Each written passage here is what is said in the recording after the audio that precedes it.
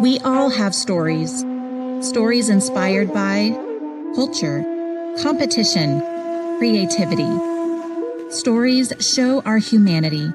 They inspire us to greatness and remind us to be humble.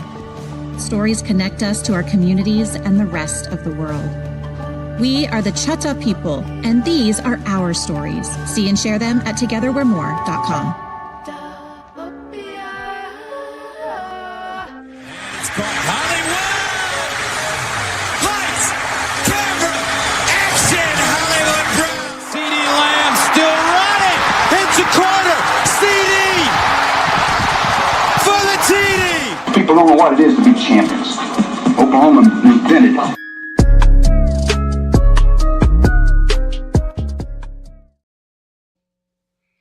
What's up, everybody? It's the Through the Keyhole show. It's the live stream. What's up, patrons? That's right. The patrons get first dibs of the free show on our YouTube channel, Keyhole Sports, patreon.com/through the keyhole. Peyton, that was an awesome intro that you put together. Good job on that one. Yeah, we got some stuff. I want to do some have you ever watched Into the Spider-Verse or whatever? I am aware of it. If you're going to do something like Into the Spider-Verse, that's going to be amazing. Well, not something. I mean, it just won't be like a pure cut of Hollywood. I'll do some like different effects on it, so it's like it kind of like looks different. But anyway, yeah, that's kind of the bare bones right now. Make the effect that he didn't break his foot against Texas in the Big 12 championship game. That would be a great effect. That was Peyton Guthrie. I'm Brady Trantham. We've also got the other two of the four horsemen. We got one Alan Kinney. How you doing, Alan? Great, never better. Hells yeah. Matt Burton, who's watching his Dukies. How are they doing? They're up 2 right now. Still in the first half, but playing the Florida Gators. So when Duke plays Florida, you kind of turn in your SEC member card for the evening. 100%. I never picked up my SEC membership card. I don't know. I'm still fighting the good fight against the SEC. It's still sitting there in a drawer somewhere. Right. Right. I'm the guy that was still fighting the war years after the war had already ended. I'm that guy. the Japanese soldier. Big 12's just as good still in 2025. Well, I mean, methinks that while you're not going to shake your pom-poms about the SEC, you're probably going to later on in this show talk about how OU proved it against a very difficult schedule in the SEC. Therefore, they should get in. But we'll get to that in just a few more minutes. Everybody, thank you so much for either joining the live stream if you are a patron, or if you're listening to it after we put it up on YouTube, watching it after we put it up on YouTube, listening to it wherever you listen to your podcast. Speaking of that, if you've not done so, please leave us a 5-star rating and review on Apple Podcasts, or leave us a 5-star rating on Spotify. We will greatly appreciate that, and it will help the show immensely. Truly appreciate that. And then shout out to our lovely, wonderful, beautiful, sexy sponsors, Home Field Apparel. Homefieldapparel.com. It's the exclusive apparel sponsor of Through the Keyhole. It's holiday season, so be sure to get all your stuff ordered quickly with all the deals going on. So, Home Field's going to take care of you there. The Spirit Shop in Norman, 'tis the season as well. And don't forget that they deliver. So if you need some wine, spirits, or alcohol, booze, whatever you want, just go check out the Spirit Shop in Norman on Main Street and Barry. And again, they deliver. Kaizen Performance Gym, the best gym in Norman, Oklahoma, probably in the world, I would say. If Arnold Schwarzenegger lived in Oklahoma, he'd more than likely go to Kaizen Performance Gym. That's just my humble fact. And then, of course, the title sponsor, the Choctaw Nation, with the awesome video at the very beginning that you saw. Together We're More.com. Peyton, that always screws me up because of my accent. I always want to say we are more, and then it's like, nah, you don't say that. That's not what the URL says.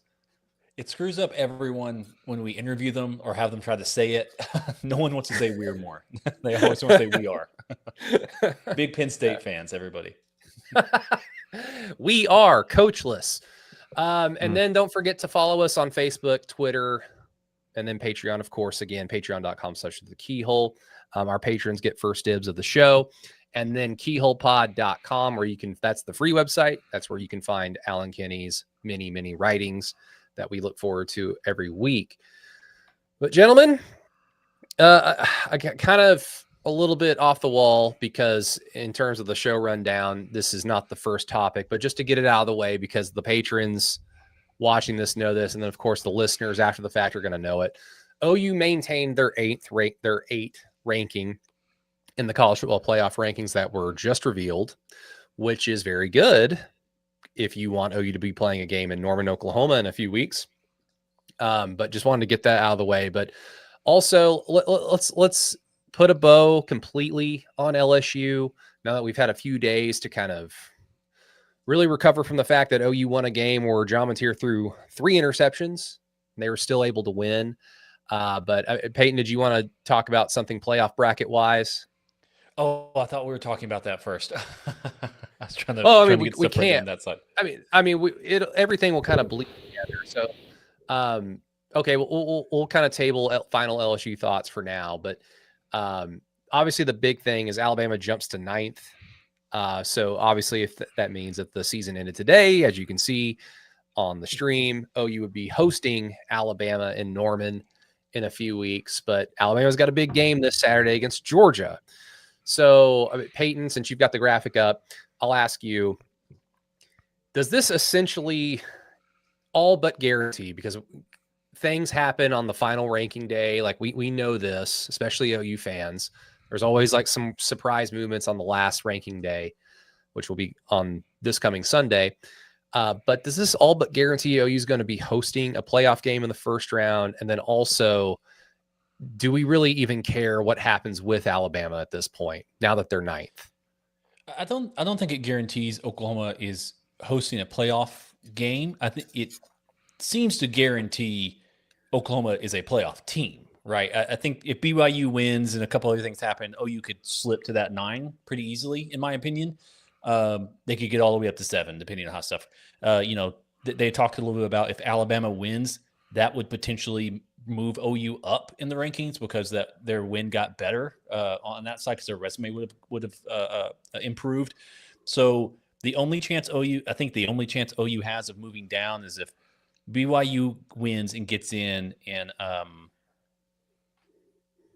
don't know if Alabama. Yeah. I mean, they seem to be kind of stuck at 8 unless some very, very specific stuff happens. So it does look like they're hosting. It does look like they are for sure in the playoffs no matter what happens. And I would honestly say they could probably have a chance to move up more than they would to move down. I mean, Alan, does Alabama getting to 9 does that make you feel more comfortable about A, OU hosting more than likely in the first round, and B, avoiding a potential rematch with the Crimson Tide? Because look, OU went to their house and beat them just a few weeks ago, but I'll be honest, I don't always hate rematches because sometimes I want them. In this case, I could pass. Yeah, I think I could too. But looking at this, no, Alabama is not going to stay in that 9 slot. No. I think if they beat Georgia, I could see them jumping all the way up into the top 4. Yeah. If they lose to Georgia, they could potentially switch spots, maybe with Notre Dame again. I don't know. They're not going to get knocked out. If anybody's getting knocked out of this, though, it's probably going to be Notre Dame. That would be if BYU beats Texas Tech. But I kind of think that's kind of the only intrigue left. Otherwise, it looks to me like this field. I think we've got at least 9 teams that are going to be, in this, and probably as many as 10. I mean, anybody can jump up if they have an answer to this question, but is there a doomsday scenario that exists? Because I'm trying really hard to find, like, here's why A, OU won't host a playoff game, or B, they won't even get in the playoff because of like all these things coinciding and happening at the same time. Does that exist? Anybody? Yeah, Alabama winning could knock OU down to from 8 to 9, because then Alabama would jump up into the top 4. Depending on how far down they sent Georgia. If they drop Georgia below OU, I guess OU still might end up hosting, but it's possible in that scenario that OU goes from, 8 to 9, and then maybe A&M gets bumped back, and just kind of you see wherever it is that Alabama lands, everybody behind that just gets bumped back one slot. I guess that makes sense because, like, again, if we're going to be doing these conference championship games and then they need to matter, like, you don't want to necessarily punish somebody for playing in a conference championship game. So I guess I understand that. I don't know. I'll be honest. I knew that this wasn't going to happen. I really thought A&M should probably just sky fall out of the top 10. It's like you played one team with a pulse, and that was 3 months ago. And they've proven to be kind of like, they're good, but they played another good team on their schedule and lost them as well. So it makes your close win against them, lose a little bit of its luster. Then for 3 months, you don't play anybody with a pulse. Then you finally do, and then you get worked. I knew A&M wasn't going to drop below OU, but it's like, for like, just seriously, they're not it. But whatever. Matt, I don't know. Like, Alan's right. If Alabama wins, I guess that could mean that OU drops tonight. I don't know why, but OU's just stayed at 8. They've won their games, and I know Selection Sunday, like, things truly like change. I don't know. Maybe I'm just kind of looking at it like, no, I just want to watch OU play a game in Norman, but I have trouble even seeing that, even though I think Alan's right. No, Alabama would for sure jump OU if they won. Well, not only like I would imagine they jump OU, but it would then mean OU has to then fall back because whoever else loses ahead of them falls but stays in front of them. Right. Yeah, Georgia's not going to fall all the way. No, I wouldn't think so. No. Georgia's not. I think now these people, they talk, and none of it seems to matter week to week. But when they did mention that Oklahoma could move up, depending if Alabama were to win the championship, I think that gives them an out to say now Oklahoma's resume is stronger than A&M or Ole Miss's resume, right? And it gives them a little bit of a wiggle room for the Ole Miss thing, or a little bit of a wiggle room for, like you said, for the A&M thing, where they got completely shellacked by the first time they played the team. So I think it gives them some wiggle room, but that's just something they said. They just say stuff week to week. Right. It's also, it was weird to me that all the chatter about, like, oh man, Ole Miss without Lane Kiffin might like fall pretty far, and they moved up one. Yeah, it's okay. They've got Charlie Weiss Jr. It's gonna be fine. This is the stupidest way of doing business. Like, I tweeted it out the other day. The SEC's football is awesome, but the way that this conference just cannot do normal business for the most part is embarrassingly bad. And we're saying that after years in the Big 12. Yeah. I mean, like I know that this is the way that they've been doing things for such a long time, but all this craziness, and Texas has literally nothing to do with it. Like, maybe like we're still in this conference a little too, like, not too long in the tooth just yet. Just wait for the Texas factor to truly take hold over the next 5 or 6, 7 years out there. I said it. So whatever. Just get ready, because this is the last year of college football as we know it, because Texas is going to change the sport. The quote unquote scheduling is going to change, all of it. Yeah. I can't wait for the 16-team playoff and Texas gets left out at 17 or 18. Didn't Alabama back out of a home and home with somebody, or did they just move it back? They moved it around because they had to get to 3, but they still have Florida State, a big name, right? They have They added ECU, which obviously they should win, but they won 8 games this year, and then they have Chattanooga. Okay, that's one you could say, okay, why'd you do that? But I don't think necessarily it's cry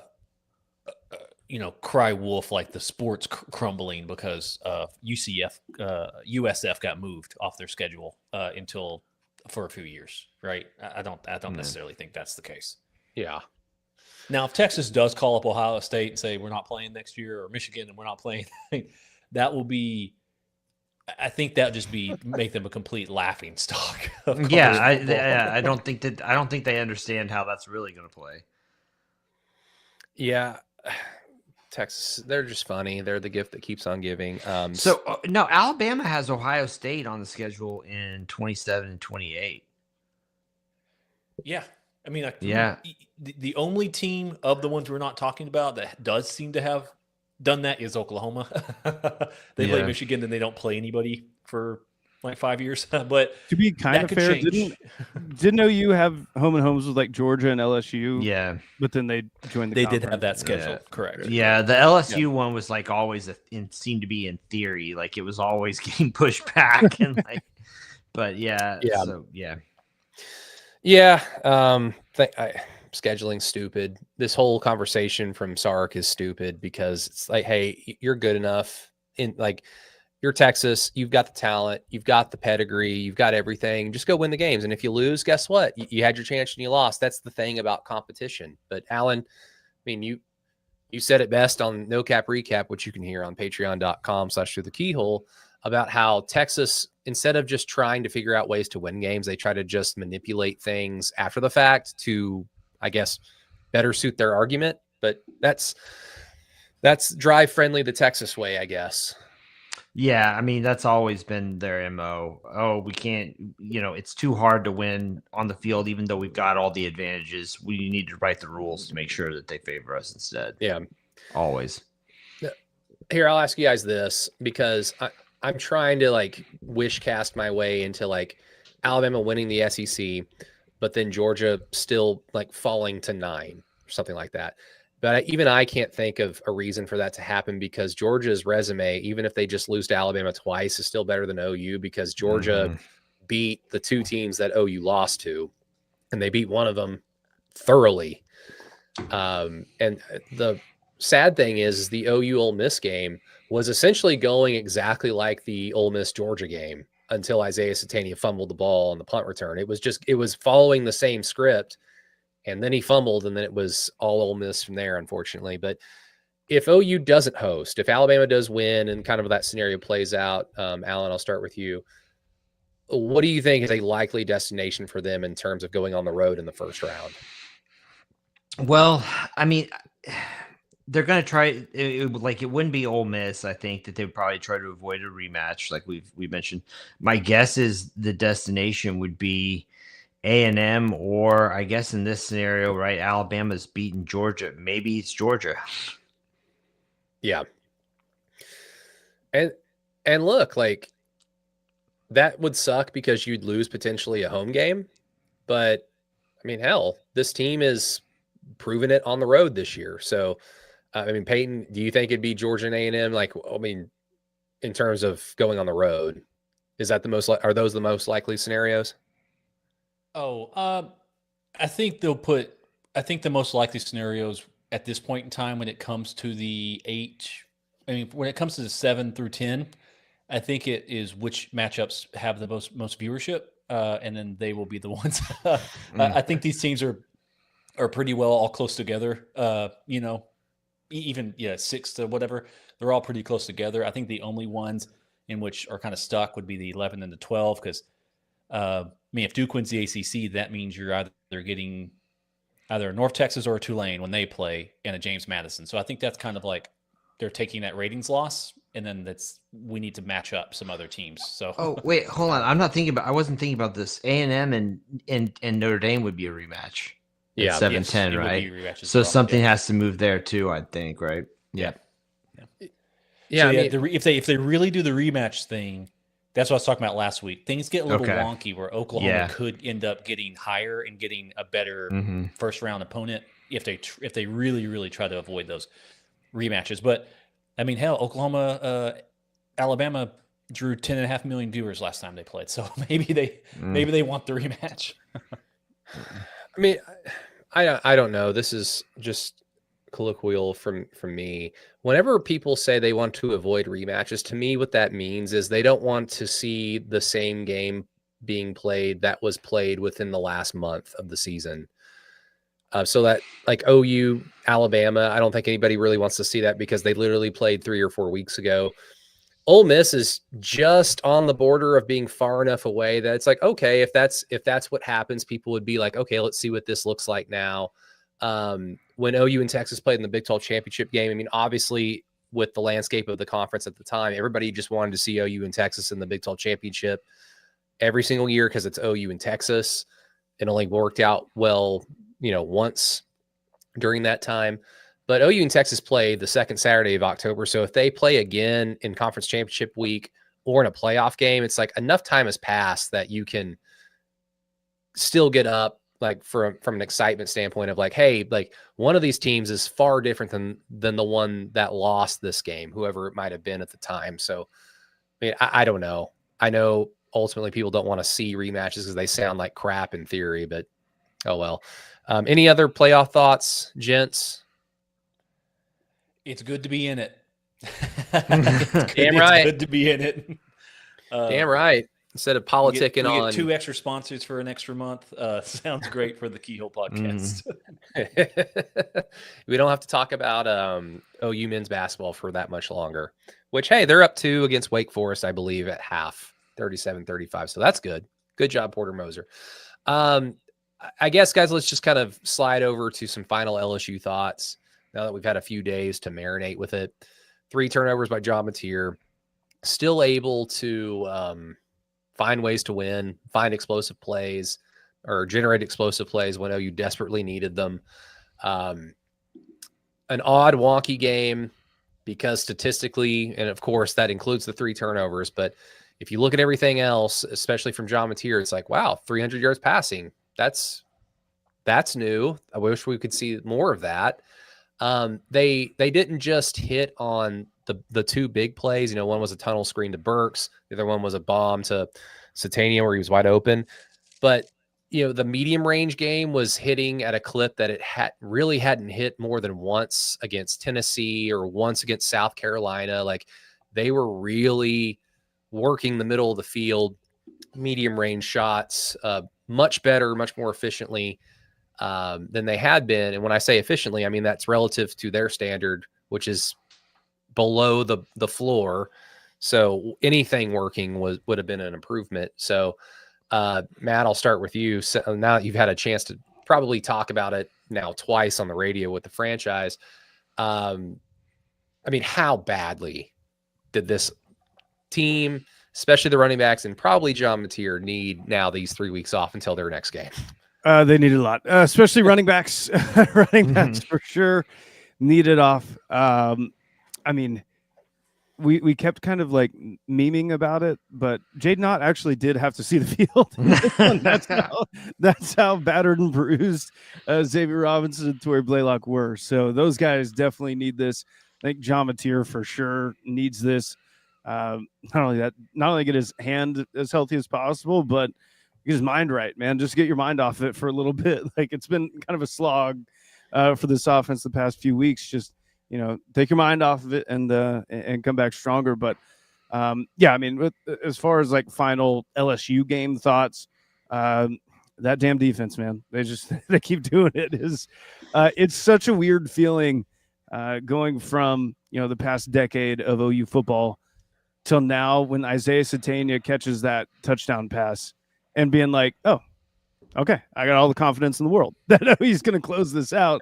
I mean, you got the defense on the field, and it's like, okay, this is the unit that everyone wants to be on the field right now with the game on the line. That's the one they feel most confident in. So it's kind of fun to be on that side of it now. Great play by Peyton Bowen, a couple of them in this one. I mean, he was just great. Grayson Halton was really awesome in this game as well. I think a special shout out and like just really give all the kudos to Fibechi Wiwu for switching over to center in a win or you're not in the playoff game and you've never played center before to go out there and do what he did. And I mean, I'm sure there were some low snaps, some high snaps, but never like way over John Mateer's head or at his feet or anything like that. Like, I think that's about as good as a job as you can ask for a guy that hasn't ever played center before. So, especially in that high leverage moment. So, I mean, I just, the same thought I'm sure that we all shared on no cap, but and Peyton just said it, but glad to be in the playoff, man. Yeah, no doubt. I mean, OU's dudes answered the call like at like very precise, gotta have it moments. So that was awesome to see. It's awesome just to see a team rise to the occasion, because too many times in the past, OU teams have crumbled in similar spots, or they've, run through a relatively soft schedule enough to the point where, yeah, they can just get to the Big 12 championship, or yeah, they can, by virtue, they get to the playoff, only to then be revealed to be fraudulent in terms of truly competing for a national championship. I mean, 2017 is probably the outlier because that was their best chance, because they were so damn talented on offense, and the defense hadn't quite fallen to the 2018 pit that it would fall to just yet. They still had talent on the 2017 defense, but yeah, it's nice to see OU just kind of dig down in ugly games when they've shot themselves in the foot and they can still make plays. Peyton, I did want to kind of hyper focus on one player, not necessarily just from this performance against LSU, but just what we've seen of him all year, because he was a guy that was really not disappointing, but kind of symbolic of just kind of the Brent Venables era going into this year of like, it should work with this guy. This should be awesome, but for whatever reason, it's just not hit. The light bulb hasn't come on, and we don't expect this player to really do much of anything because he's not really done anything to suggest that he can do something consistently. And that is PJ Adebarwe. And yeah, the sacks aren't there. I know Lee Benson truly loved the call where he got called for unnecessary roughness. And I've watched that play a zillion times, and he rolls off of him at the end. He doesn't he doesn't like put all of his weight onto him and drive him into the ground. And also, it's just frankly not the type of hit that is flagged more times than not. That's why I and a ton of other people have a gripe with that call, but that's a different story. PJ, doesn't really have the sacks or the flashy numbers that you expect from an edge guy, but that dude is just, whenever he's had to be on the field, Peyton, that dude just makes winning plays. What, like in run stopping, in pass rushing, like speeding up the play, forcing a bad throw, tackling the guy, like bearing the ball carrier down as soon as he like hits them. He's turned into just, like, is he the 5-star can't miss recruit that OU got out of high school? Well, no. But I went from not having an expectation for him at all to being happy to see him on the field now. And then honestly, if he's able to come back next year for OU and they're able to keep him, I'm actually kind of excited for him in the event, our Mason Thomas is going to be gone. Who knows what happens with Taylor Wine? I'm excited to see him get more opportunities next year. Yeah, he's a player who's really, really coming along. Obviously, I mean, he's a 5-star player that Oklahoma got on. A lot of people got a little maybe too caught up in just that ranking of the 5-star player. But he was always going to be a developmental guy due to his size and his frame and his lack of playoff experience. His lack of football experience. That was always going to be something that was going to take some time to come along, and he's done it. And I remember speaking that he was going to be there we go. How he plays and what he's doing now, when he comes back next year, I would assume he comes back next year. I don't think he's done enough to leave the NFL quite yet. That he's just basically like a supersized Ethan Downs. He's a guy who's going to hold the edge. He's going to be pretty good in the run game.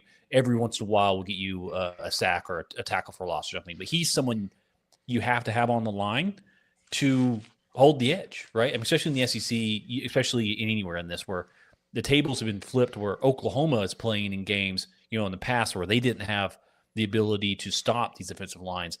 Now Oklahoma is in the SEC, and other SECs don't have the ability to stop OU's defensive line. But you have to have people like that who can anchor an edge. I think that's what he's proven himself the ability to do. But with his size and his ratio of arm length, leg length, all that type of stuff, he can end up being a pretty special collegiate player. Will he ever live up to that 5-star status? That is a no. If a 5-star means they're drafted in the first round. That's why there's 32 of them every year. They're projected to draft in the first round. I do not believe, unless he somehow becomes a Super Saiyan next year at that point in time. But I think he has the ability of, now he's grown into a a very, very strong player for Oklahoma on defensive line, and for the 2026 season, a very strong starter or heavy, heavy contributor for a defensive line.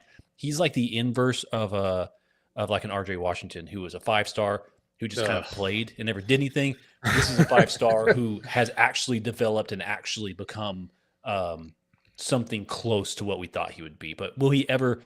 I guess if you're going to be super, super harsh, would you consider him a bust? Based on a 5-star ranking, sure, but he has become a usable and more than a usable football player for Oklahoma, which is good to see. It's just good to see that depth at that position. Yeah, true. Just bust off of hype that didn't necessarily come about because of him personally or anything like that. It was just the guy has incredible measurables and is a raw talent, and playing for Brent Venables, that should, project well for his future. And no doubt, like, he's going to be drafted, and he's probably one of the more capable players in the country to just randomly blow up. Like, if he just puts it together next year, he could skyrocket up boards just because of what he looks like. If he just has like some evidence on the field, he could. I don't know about a first-round pick, but I mean, the guy's good. I'm glad he's on OU's team. So yay. But I mean, Alan, with I like jumping back over to the offense, are you at all made more optimistic by the fact that, because rewatching the game against LSU, obviously Deion Burks has the 54-yard tunnel screen for a touchdown, and that was great. It was the perfect call at the perfect time. I'll mention, because I had to listen to Ben Arbuckle's appearance on the coach's show at Rudy's last night for Sooners on SI. And he had mentioned that throughout the game, he kind of realized that Blake Baker, LSU's defensive coordinator, was basically just kind of sending an all-out blitz on 2nd and longs. And so, like, Mateer throws that 3rd interception. Then they go 3 and out after they get the ball back. And then on the next drive is when they found themselves in a 2nd and long again. And Arbuckle was like, please do the same thing, because I'm going to call a screen. I'm going to call a tunnel screen. And they did. Perfect time. I do wonder if that's why they put Jade Knott out there, just as an extra, like, hey, over here, you idiots. So it's like, what? Over here. And of course, it worked out well. But with Burks, obviously, we know what we got with Satania, who surprisingly tied for 2nd in reception yards in the SEC. I still can't believe that with this offense. Well, we know what we have with Satania, but Gibson, definitely his best game as a Sooner, made, I mean, like, important catches. They weren't just like, oh yeah, like his touchdown against Missouri, you had the 1 catch for 8 yards touchdown. That's great. That's all you do. Are you made any more optimistic based on the receivers and their performance against LSU, in that it was kind of like everybody, it wasn't just one guy like it has been? Because you factor in LSU's got a really good defense, especially their secondary. And this is just another week that Gibson specifically is further distancing himself from his leg being broken and then recovering and then kind of reacclimating himself into the team, into the offense. So the thought is, to kind of bolster your question, is with 3 extra weeks to prepare, do you expect, hey, maybe the receiving core can prove to be a little bit better than what we had seen for the majority of the season because of all those factors? I guess anything's possible, right? I mean, I don't know. I look at it and I think that for the most part, this receiving unit has a pretty hard ceiling, hard cap on it. However, I will say that Gibson did look better, especially in the last 2 games of the season.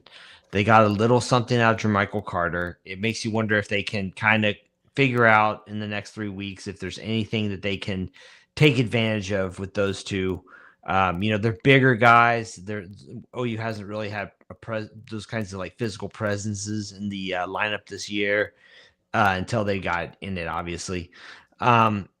But, I mean, all in all, to me, the story with the offense isn't so much what new can they find. It's more just how do they heal up and, kind of steel themselves. I mean, the running back room, for example, they probably still won't be at 100% in a couple weeks, but man, do they need some time off. John Mateer clearly could use some rehab time. So that's the kind of thing where I'm looking at and thinking, okay, I'm more hopeful about how the offense will perform because of that, as opposed to anything they're doing with personnel. Yeah, you're right. And I'm glad you mentioned John Mateer because that's kind of the next talking point from this game. And then I guess overall from the season going into the playoff game. I mean, what do you guys think is the most influencing factor when it comes to John Mateer's lackluster season? So I guess there would be multiple bullet points here. Is it simply that he is not good enough? You know, that's the kind of the general, like, he's just not good enough. Oh, like, so that's one. Number two is that the injury came at a really bad time in that it wasn't season ending. He was going to come back, but he was going to come back during like the meat of OU's gauntlet of a schedule. And he had to then play through it, coupled with the fact that he had such an awful game against Texas, and that was his first game back, and it torpedoed his confidence. So that's, you know, factor number two. And I guess the third one would be, I mean, I don't know, whatever you guys might think, but maybe the third one is it's just the first year in the SEC for both him and Ben Arbuckle. And we've seen quarterbacks that have transferred into this conference in the past struggle in their first year and then turn it on the second year. So it's not out of the realm of possibility that can't happen for John and Ben going into year two next year. So, I mean, Peyton, I'll start with you. What do you think is the most true one of those three?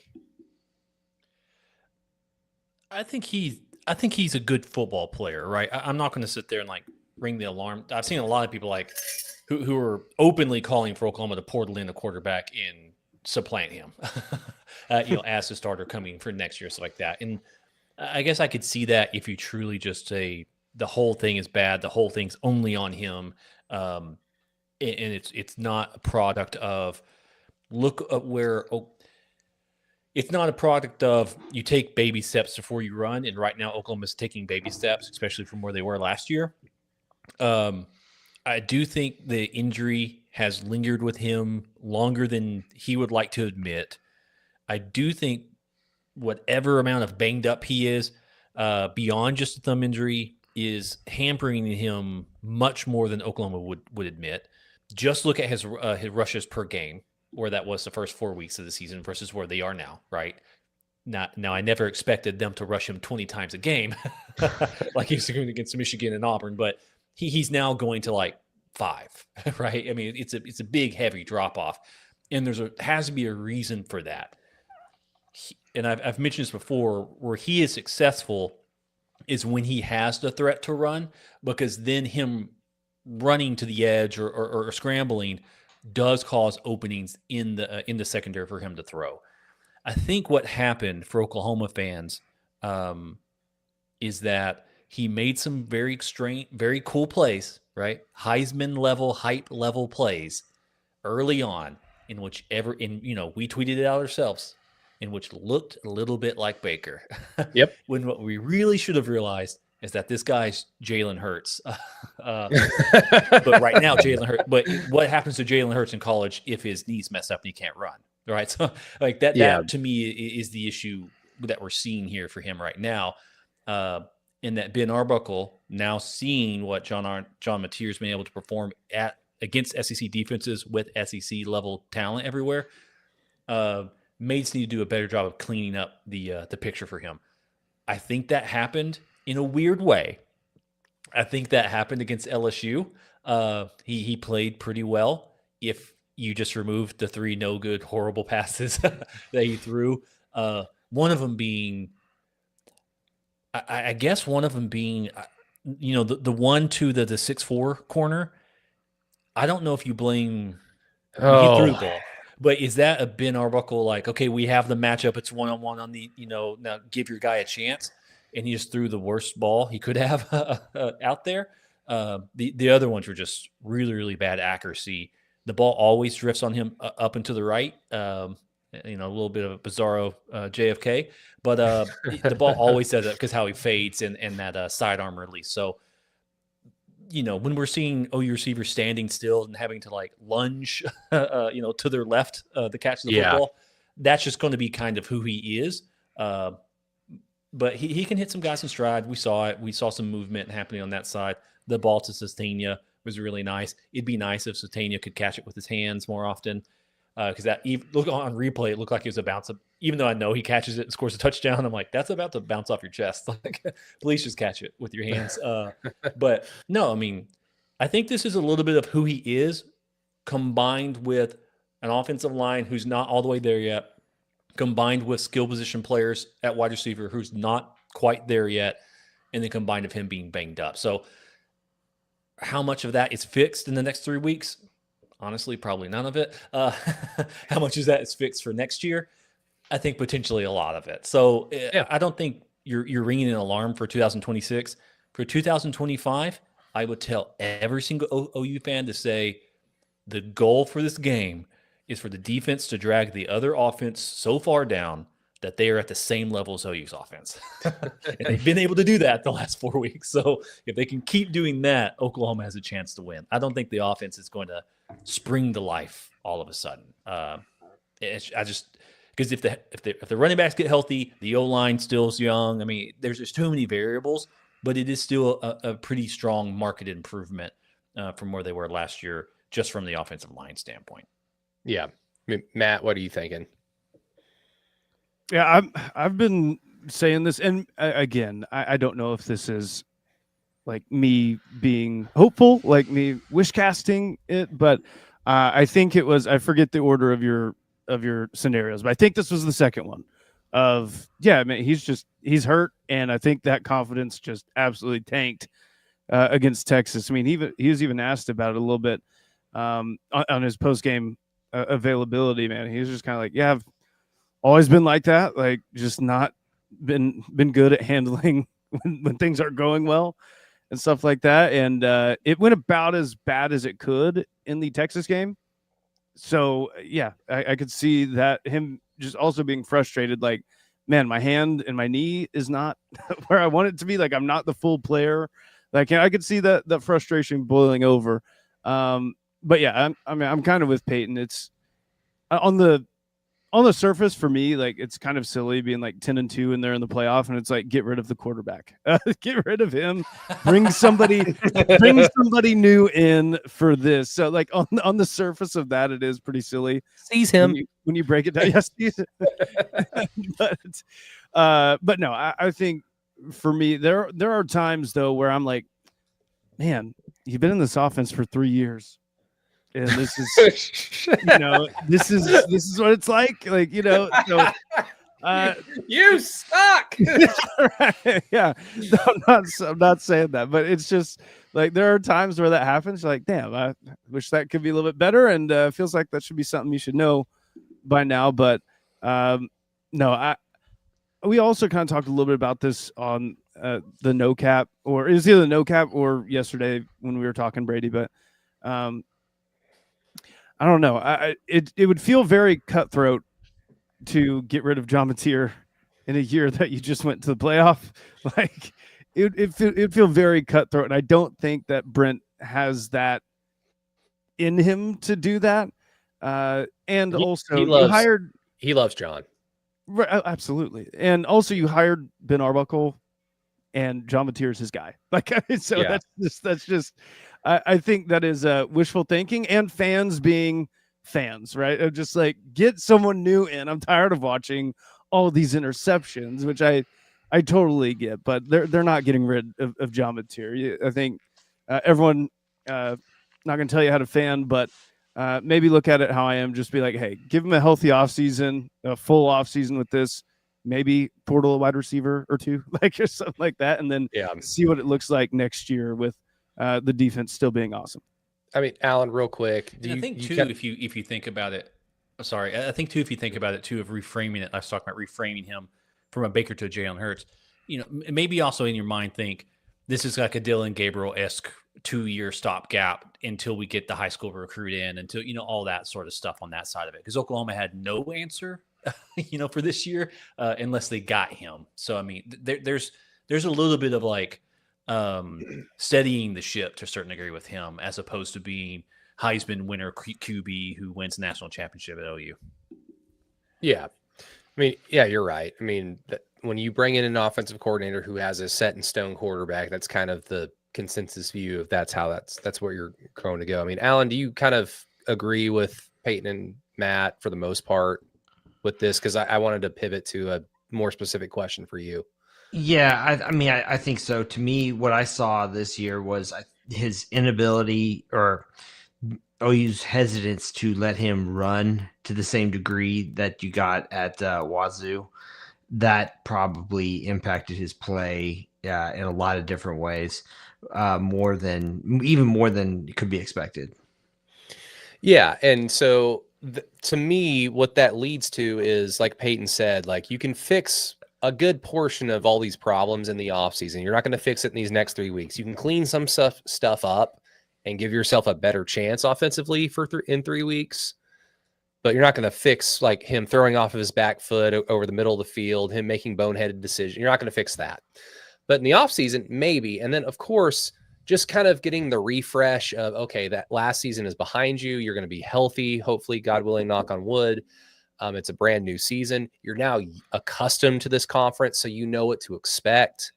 OU schedule next year doesn't appear as unforgiving as this one was, although you still have to go to the Big House, Between the Hedges, and the Swamp in addition to the Cotton Bowl.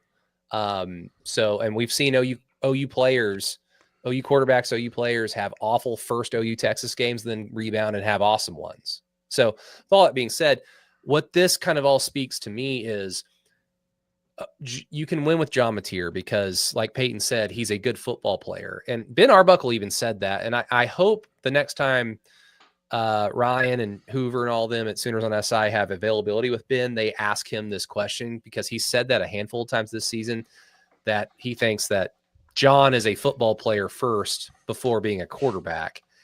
And my question, I'm trying to think, what would the nicest way to ask someone and say, is there a way for him to be a quarterback first, then a football player? Because I think that's the important thing here with this offense. But to me, I think one thing OU can do is just set John up to succeed. And that's by bringing in more talent at the skill position. I think you feel good about Xavier Robinson if he's healthy after an offseason. You feel good about Torrey Blaylock. You've got Jonathan Hatton coming in as a true freshman that is highly thought of coming out of high school. But maybe spend a little bit more money via the portal and try to look at it like John Mateer is essentially an enhanced game manager. So what do you do with game managers? You surround them with talent. Is that something that you could see that could optimistically be viewed as this makes John Mateer a better quarterback in year 2? I mean, absolutely. In my opinion, enhancing the wide receiver room for sure I feel like offensively, aside from maybe adding a little depth on the line, I mean, that's got to be the number one priority in my mind. You do that and things, hopefully get easier for Mateer. I mean, I know that I've been as critical of him as anybody when it comes to finding open guys or reading the defense and all that stuff. But having a marquee receiver or maybe two, that has a way of opening the defense up and making it obvious to you in a way that having a guy like a Satania or Deion Burks, who are very serviceable, adequate players, it's a little bit different when you're throwing to a CeeDee Lamb type out there. Oh yeah, no question. No, the question is that type of player? I mean, yes, Cam Coleman. I mean, maybe he hits the portal. I don't know if that's a foregone conclusion, but maybe he does. But that's still going to be tough because everybody's going to want him. But is there another player like that you can bring in? Yeah, right. That's the ultimate question. I mean, CeeDee Lamb might have been a bit of a stretch, obviously, but I mean, like the two guys, for example, that A&M brought in this year. I mean, they really enhanced their offense just by having that's their Concepcion Craver. Yeah, that's their entire team. Just they have badass receivers, but I mean, Dan Levitard argued that all OU is a pass rush. And it's like, okay, you've not watched them play, and that's fine because you're a Miami Hurricane fan. That's okay. Having a pass Dan's rush is never pretty run fucking a important too. I know. No shit. I mean, like- You know what having a pass rush means? Yeah. It means your linebackers have an easier Yeah. job and your secondary has an even easier job. You know what having awesome receivers gets you? Cool numbers. Great. Also, like, lose me, Dan. Miami plays in the ACC. Yuck. OU at 59-52 to Wake Forest. Yay! I'm trying to remember this past offseason. Were there guys available that OU could have realistically had a shot at? Because obviously, like, A&M got these two badass receivers. I don't recall OU ever being in line for any of them. Any rumors or anything like that? I don't recall that whatsoever. I'm trying to think, like, did they just miss out on somebody? Because I guess their understanding was we really like Deion Burks, and I appreciate Deion Burks. He's a good player, but Brent, especially Brent, because not necessarily Ben Arbuckle, he just got here back in last December around this time. But Brent, you have seen Deion Burks for an entire year. They should have known, like, yeah, he's not a one. So did they bring in Satania thinking like that he's going to be our one? If that be the case, then that's malpractice, because Satania is great, but he's not a one. I guess the understanding was Giovanni Gibson is that guy, but it's like he came from what? Did he come from Kennesaw State? No, he was like University of Arkansas, Pine Bluff. So Pine Bluff. Yeah. The Lions, I believe. Yeah, so the money ball aspect, like, I mean, did they just miss out on a receiver I can't remember, or did they just have that, no, we're going to resign ourselves to hopefully Giovanni Gibson's just that guy? I don't recall much conversation about anybody other than like the FCS dudes. Me neither. Giovanni Gibson, yeah, it's Satania. Well, Satania, I guess, was Arkansas, and then Jermichael Carter was also FCS. Yeah. I think what you have to look at was Oklahoma had a different priority going on, which was fix the offensive line. Yeah. I think that was probably where most of those funds went into, getting the two. I want to keep calling them 2 5-star players, which I don't think they ended up being 2 at the end, but getting those 2 freshmen in, I think money went somewhere on that pie.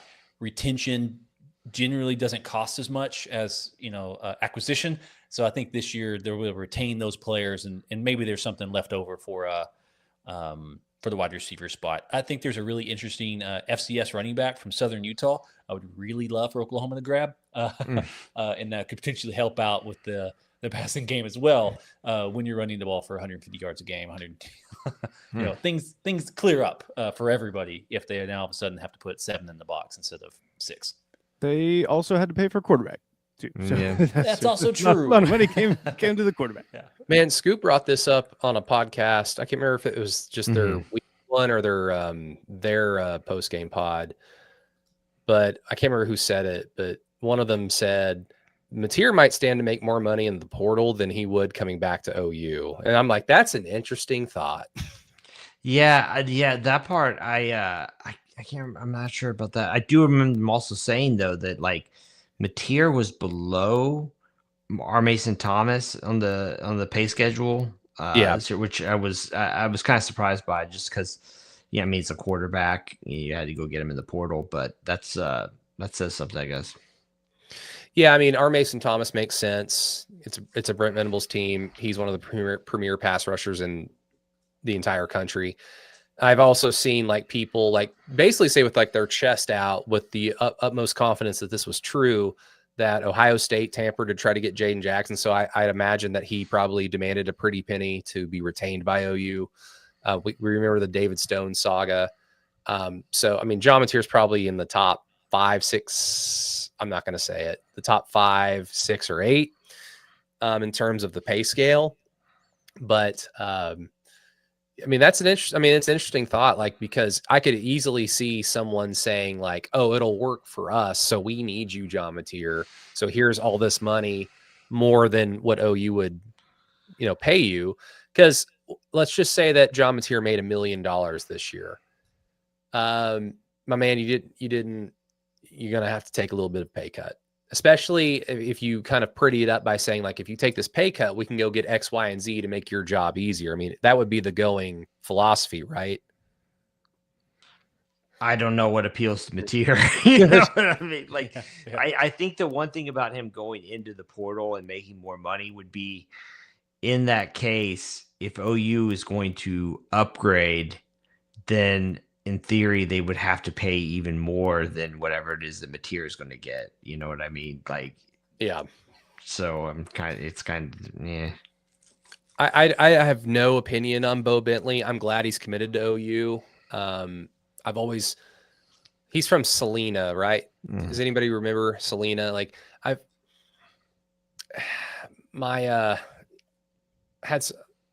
got some family that are from Texas, and they know Texas high school football a lot more than me. And I always kind of remember like Salina always being hyped up as like a good football program. So that's good. But I don't have an opinion about him other than, why can't we have taller quarterbacks? Why does OU always have the short ones? They've been great, but man, I'd love me like a 6'3", 6'4", like behemoth that also is badass. That would just be nice. But oh well. Trying to think. Anything else with John Mateer? I mean, I think he's a good player. He's made timely plays for this team. I do appreciate that he's got like the leadership thing down. This team clearly follows him.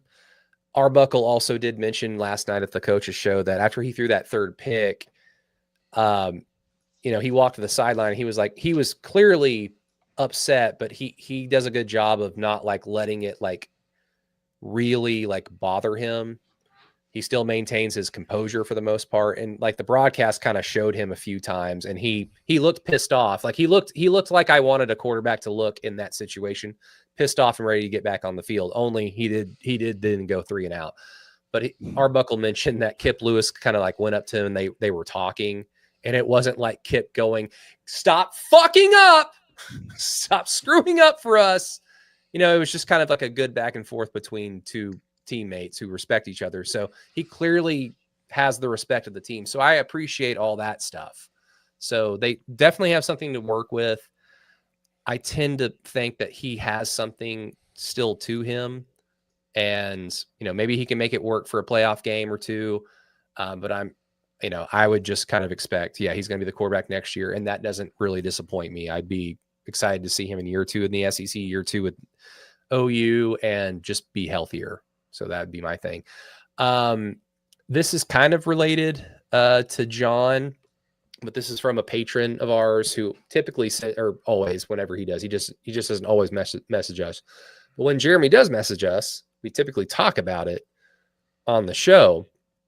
So thank you to our patron Jeremy. But he writes to us, gentlemen, seems like there's a lot of people pointing out busted coverage on the game-winning touchdown pass by Mateer. This is totally fair.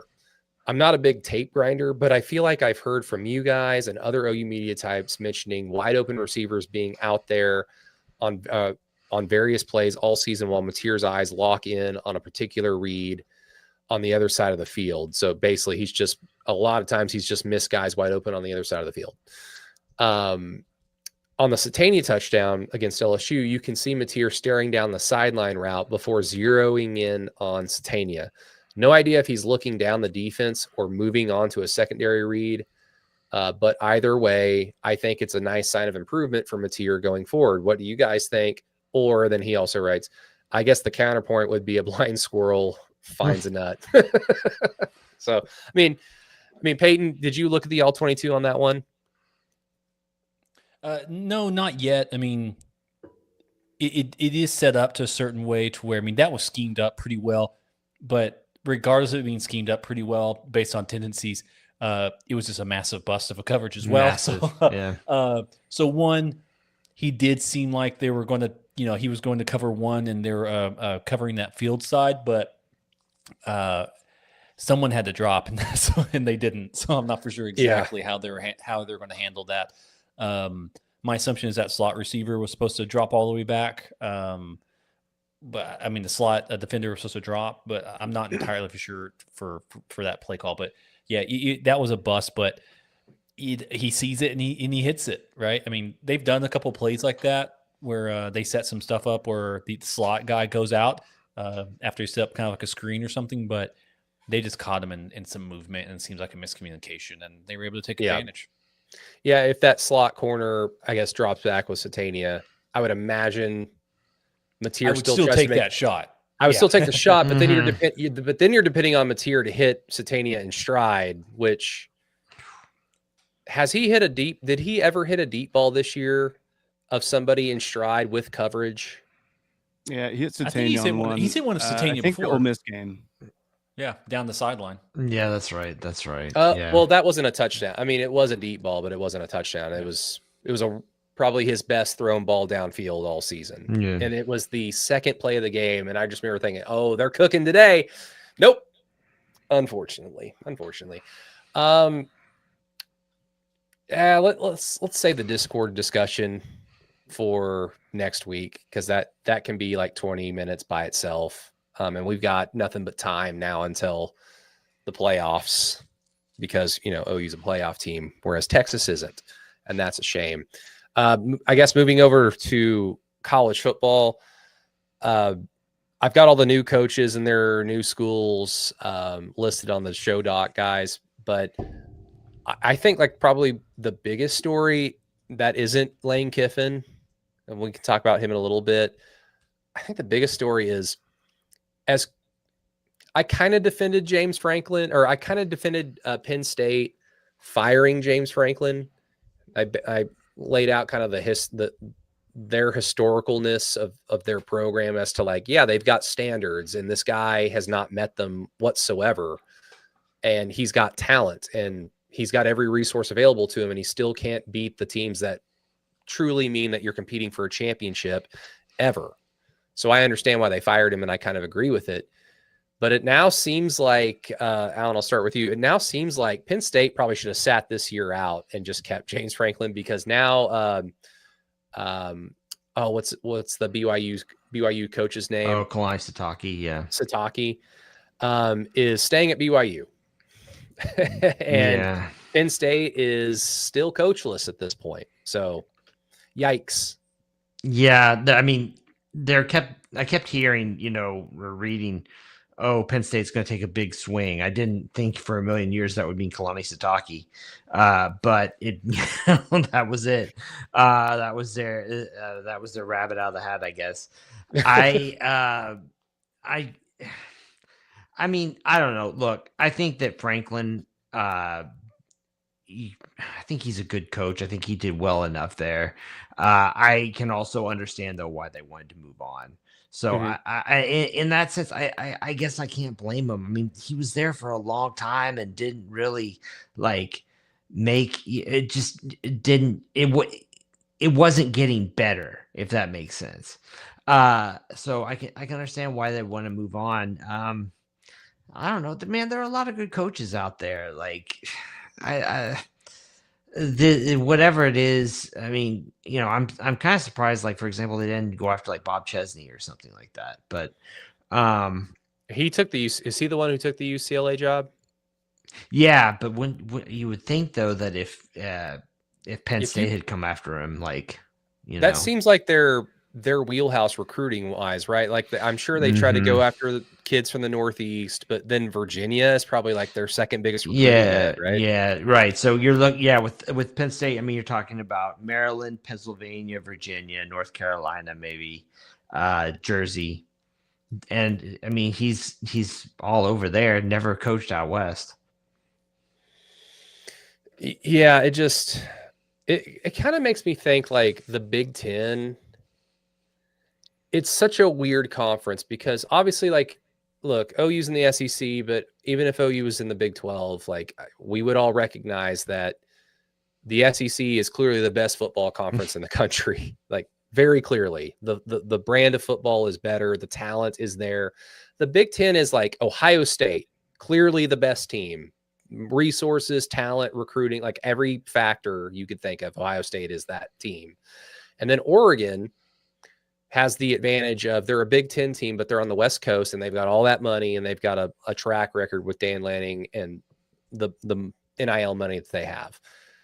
And then like Indiana is great. Like they're the number 2 team in the country. And I love Cignetti. I'm sure everybody loves Cignetti, but we'll see how long that lasts. And I only say that because it's fucking Indiana. So we'll see how long that lasts. And then it's like, there's like no room for, it's like everybody else is just average after that. Michigan, what are they? Did they finish 9-3? Mhm. And their losses are to OU, USC, and Ohio State. And they were thoroughly worked by USC and Ohio State. And if it wasn't for OU shooting themselves in the foot, they would have been thoroughly worked by OU as well. So they're clearly like, they're an average team, and they could potentially become a good team in the next year or two, but they're hard capped at average. So it's like Penn State's just kind of like out there. Like they should be in that top tier, but there's just not enough room for another team, it seems like. Yeah, and probably not enough good football players in their breadbasket, to be honest. Like I just think that the skill level, the speed, the size, all of that down in the Southeast where SEC is drawing from, it's just a different level. You're not getting that in a place like New Jersey. It's just not there. No, and also, I mean, their worst case scenario happened, which was Franklin going to Virginia Tech, and now kind of clamping down that Tidewater area, which they could just go in and get the best guys. That's just not going to happen as frequently anymore, potentially. Yeah. I really wonder, like, I think Franklin's going to do well at Virginia Tech. I mean, the ACC sucks, and Franklin is clearly a good coach, but if you want to compete for championships, he's not that guy. I mean, I think it's fairly clear. I just don't know what Franklin's trajectory is, because really he should just stay there. But I would imagine he doesn't want to stay at Virginia Tech. But who knows? Oh, probably not. But if you're at Virginia Tech right now, you're kind of thinking about survival. I mean, they need this huge cash infusion. That they're going to have to angle for inclusion in whatever's coming next in college football, and it's a big school, but it's not necessarily guaranteed a shot. At the Big Ten or SEC or whatever. So, I mean, it's a good opportunity for him in my mind. Yeah, it's honestly, I'm surprised Shane Franklin took the job. I mean, he had a $49 million buyout that he was sitting on, and he just went right back into the grind. I mean, he was on. Wasn't he on game day? Like a week later after he got fired. Like, yeah, no, hire me. Like, I'm ready to, wild. He had the LinkedIn ready to work or whatever. I think what's really telling to me is that an SEC school didn't want him. Yeah, well, he's kind of damaged goods. Like that's going to be a hard sell if the guy just got fired at Penn State. Well, because I think that's like one of the true differences between the SEC and everybody else is that every single school in this conference truly, like for the most part, most of them truly believe they should be competing for championships. As dumb as it might be for like Auburn fans to think that, they think that. Auburn has played for championships more recently than OU, yeah, and won one. Yeah, but no, I mean the point is fair though. Like, I mean, Auburn, it's going to have a hard time competing with LSU or Georgia or whatever. The point is, but I mean I think Brady's right. Like that makes a difference. Like those boosters are still going to be like you need to win. Yeah, the thing is too is like you could end up in a situation like Arkansas's in where. I guess you just made a bad hire. I mean, potentially, and you're Ryan doing this all Silverfield over again in 3 years. Yeah. From when you just look at the record and you don't look at it, it seems like a decent hire, like he's moving up. No. But if you actually look at the record, not a good hire. Yeah, it's kind of one of those things where he like clearly felt like maybe he missed his window to get and so now it's like, well, I'll go there and 3 years from now I'll probably get fired and take a big buyout, and move on. Peyton, real quick, you've got a question. Yeah, no, last week I talked about that. Let me put it up on the big board. Last week I talked about that. I think there is a chance with Oklahoma if Virginia wins, ACC then gets in, all that kind of stuff, and it's just TV matchups. But I think there's a pathway there for Oklahoma to get to a 7 seed and play a 10. I think that's within reason at that point in time. But no chance is Virginia going to get to 10, right? I mean, well, you'd have to. You're going to. Well, you have I guess you'd get to 11.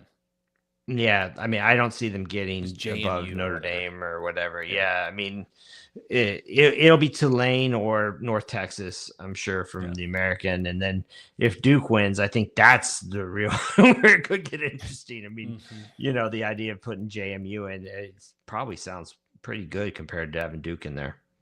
Yeah. Speaking of Duke, Matt, how's Duke doing against Florida? Up 5, but they were up 14 at half. So it's not great. Not great. They're choking it. The They're sigh, choking. sigh voice. Uh, Have they started OU. slapping the court yet? They did when they got up like 16 in the first half. They did, and I think 2 slap it plays harder. later, they gave up a bucket. So it's not OU is up 20 on the road at Wake Forest. Call it Sleep Forest at this point. There's just under 3 minutes to go. Yay! Everyone's happy. I mean, anything else? Like Lane Kiffin? That whole thing. He's going to keep the DC Baker, which makes sense because it's pretty good. Hey, he's good, and Lane's like, I just want everything to be easy, which is why he goes to LSU. It's like I get the thought of moving from Ole Miss to LSU, like 1000%. Do I get it? I think this is doomed to fail because Lane's attitude, the way that he coaches, it is doomed to fail at a place like LSU. Like you are out of your depth, sir, at this point. I think because again, like I've mentioned before, you can be a troll and be a really good head coach at Ole Miss because a really good head coach at Ole Miss probably means that you're the best coach they've ever had. And I know what's his name? Is it John Vaught? Is that who the stadium's named after at Ole Miss? Is he the guy who won the national title in the 60s? So I guess technically it would be that guy, but Angelina Jolie's dad? John Boyd. Yeah. Oh, sorry. Well, if he coached at Ole Miss, he'd probably be the third best head coach of all time. But not to say that you shouldn't dare to be better. And maybe Lane thought I've capped out at Ole Miss because last year's team on talent wise was better than this one. And they still couldn't get to the playoff. And this year's team overachieved, and they really hit it out of the park with Chambliss, the quarterback from Ferris State, which is a surprise to everybody. But you know what? You hit a home run, you don't make an apology, and it helped them go 11-1. So I kind of understand Lane doing it, but Peyton, you can't be a troll at LSU and not win, not just games, but win championships. It didn't work for once Les Miles stopped competing for championships, his whole persona just did not work, and it aged like milk at LSU.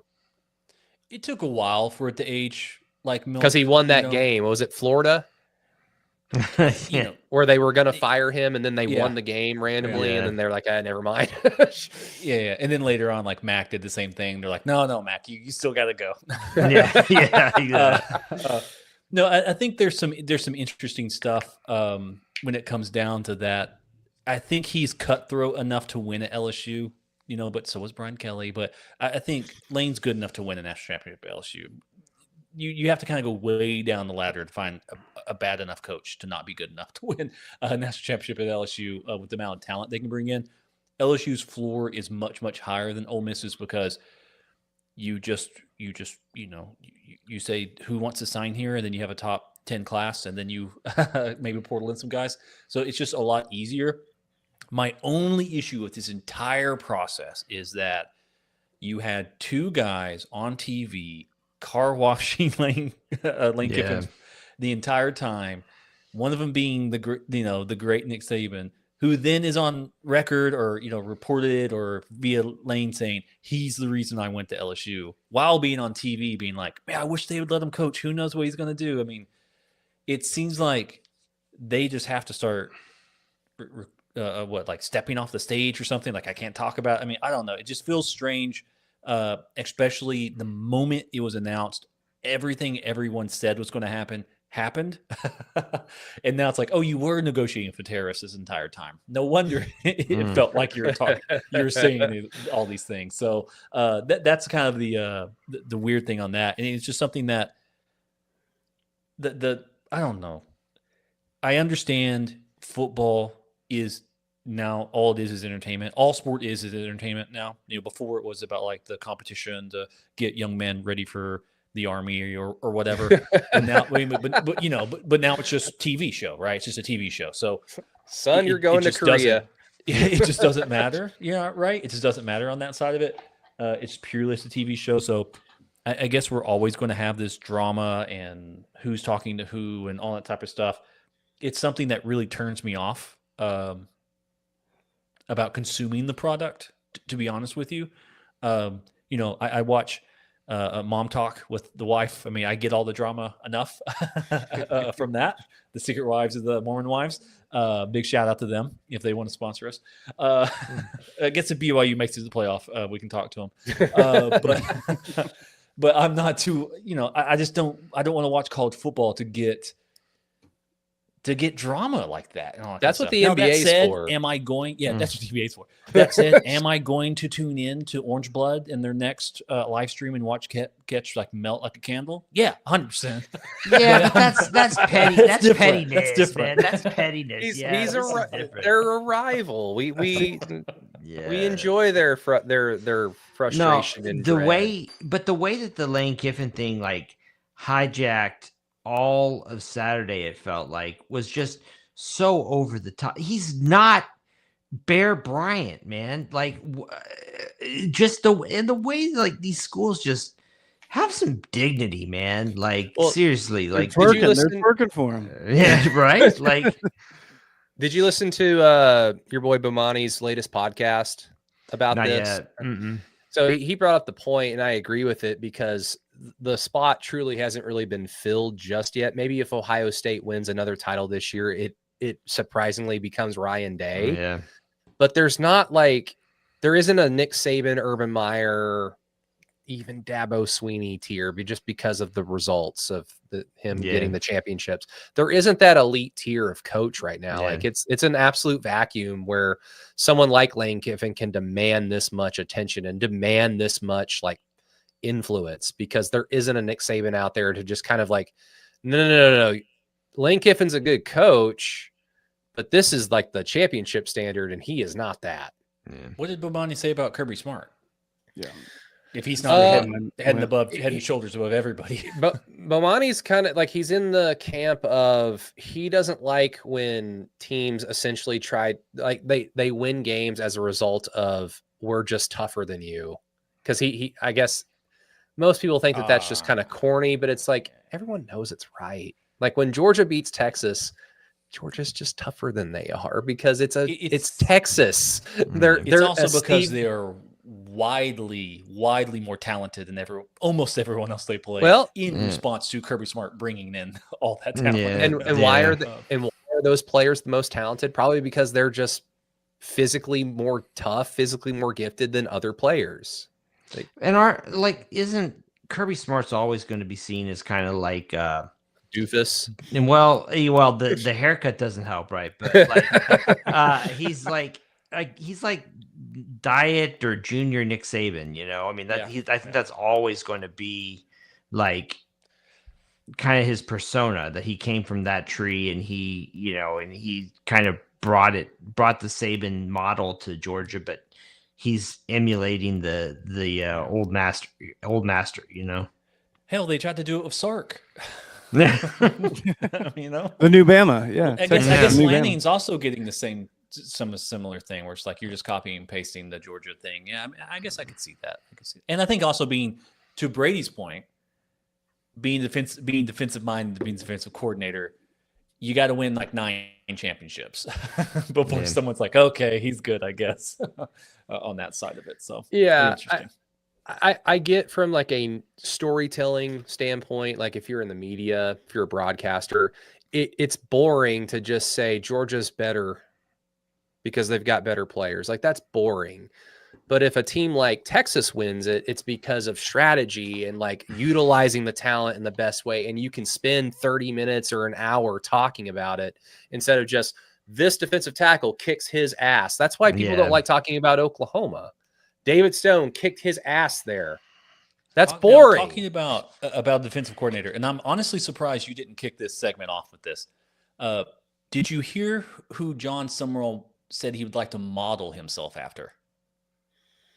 Oh, I know who it's going to be. I did hear. Is it the man himself? The man himself. Bobby Bob Stoops. He's like, Well- because he's like, I'm a DC. It's all this. It's all like, I'm not one of those guys who's going to try to win 6-3. It's like, look what Bob did. Came out, blew people out of the water. You know, it's like have an offense. You know, do the whole thing. So I was like, okay, for certain OU fans jump off a cliff, but I was like, that is kind of true. Like, you can't. And they always be wanted to Iowa. hire Bob Stoops, though. They So now did. they This get the junior version. Let me see if Yeah. I still have it bookmarked. The junior version. Okay. Let's see, Oh, do when I he just still have- said he's reached the mountaintop. Yeah, where is it? Where are you? I think I still have it. Surprised you don't yeah, have it bookmarked and highlighted. Yeah. Die, Dan, die. Yeah. I must have taken the card out. How disappointing. The of me. page out, you ripped it out. Yeah. Ripped the page out and ate it to consume I his think energy. Of the SEC teams who hired some people, I mean, I truly think the only team who took a big swing, in my opinion, is Kentucky. I mean, they went and got a guy, homegrown kid, and who's just an OC, and Man, that and went for it. that whole process, because I've had Twitter notifications off for like 2 years. Like I only know things when I literally open up Twitter, and I have to catch up half the time. And I thought the whole Mark Stoops, the whole Mark Stoops thing being fired, I thought that was like, oh, this is like a fake, like a fake account and blah blah blah. Like they're not going to fire him. And Will Stein had already been hired. I'm like, oh, that really? And they hired Will. Okay, all right. Yeah, that and like Michigan State hired Pat Fitzgerald in like 20 minutes. Yawn. Which is a dreadful hire. Yeah. But what are you going to do? What are you going to do? But yeah, but the Mark Stoops things, I remember reading on Twitter, like, they're thinking about firing him, but he's got a $37 million buyout. That'll be hard. Yeah. Next tweet was, new head coach. Yeah. Oh, okay. Not that But, hard. Yeah, and everyone's like, good on Mark for going and saying he'll do it in monthly installments instead of all up front. I'm like, yeah, I'm sure he'd love to have that tax burden lower. Yeah, I mean, right. Yeah. he's going to end up getting more money in the long run on this. So, good on him helping out the university. Yeah, and I mean, the other side of Lane Kiffin, Pete Golding, he's truly come a long way since being Oklahoma's next defensive coordinator. The old Bill Stewart's what happened. The old Bill Stewart move. We're going to see what happens. Poor Ole Miss. I don't feel sorry for them because they go by the Rebels, and that really, really irks me. It's gross. And at the same time, just like the people there now, like the players, like some of their fans, like, sorry. Because people are making like the Lincoln Riley comparison to this, and it's like in some ways Lane did it worse than Lincoln. This is where I'll give Joe Castiglione some credit for how he handled it, of like, I'm not handing you the keys to this kingdom. No, sir. It depends on your views of point shaving. Yeah, the Oklahoma State in game. Bedlam. Yeah. Worse, depending on your definition of point shaving. I could win this game, but I'm going to be busy next week. I can't do it. He's getting a phone call on the sideline. LA area code. Does Alex Golesh do anything for you guys at Auburn? It's solid Good hire. I don't know coach. if Auburn has the patience.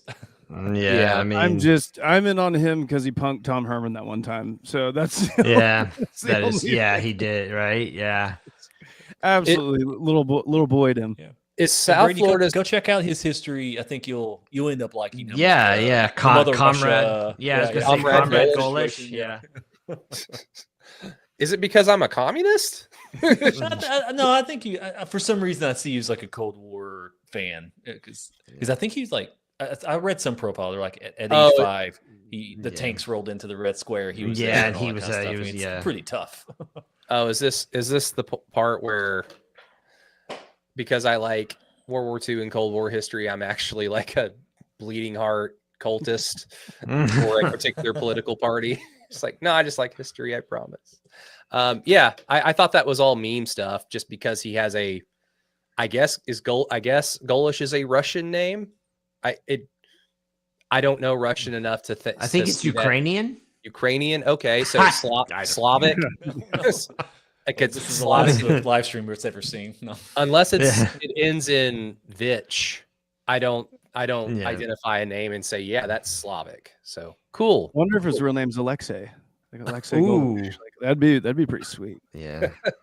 No, when he was gonna be the next head coach to Arkansas for 5 minutes when that was being reported, your boy Bunky Perkins had that Arkansas that picture photoshopped, and the guy has the Arkansas fan has the mustache and the beaver hat or whatever they yeah. His name, born in Moscow. His name is Alexei Golish. Yeah. Oh yes. Yep. Yes. Yep. I actually didn't even know that. His wife is Alexis. Whoa. I know. No. Alex Golish married to Okay. I know we're going long. I just have to one thing about this Kiffin deal. Have you guys seen all the stuff about his dog? Not even his dog. Yeah, It's just a mascot. His dog. He left it at home and moved. It's a trainer's dog. Yeah. I couldn't believe that part. I was just like,